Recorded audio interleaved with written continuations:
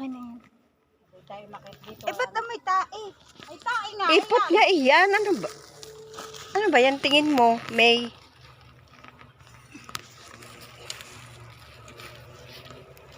Dapat talagang itong lupa. Nasaan yung pala? Tabon. Ayun yung pala sa likod ni Marites. Palahin mo, May. Ate May.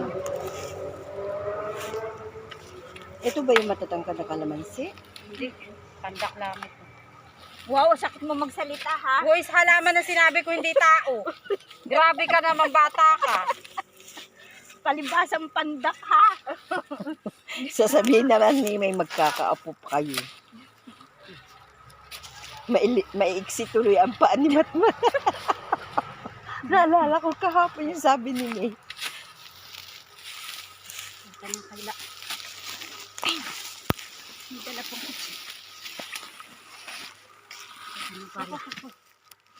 Huwag mong kapuno ha. At yan ay mainit. Baka mamatay ang halamay. Dali tayo kay ma'am. Yun daw hindi puno Ganyan, sa pala. sige. Oo, yan. Isa pa dyan sa likod nyo. Saan?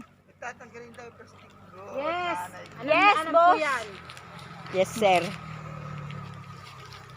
Huwag mo na lagi kayong galit. Itry mo, itry mo.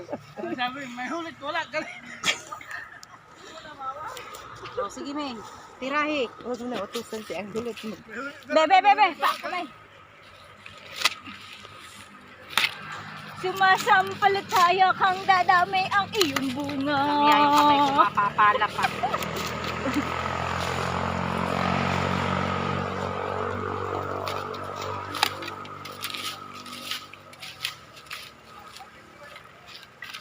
Ba't ganyan si Anggol? Madaling masaktan. Madaling masagi. Ang dami yun. Ang sa akin. Ito pa. Ay, meron pa pala din sa baba. Eh, pag ganito pala to. Ganito muna tayo, Nini. At ito daw ay dalawang harira. Baka mamaya tayo may...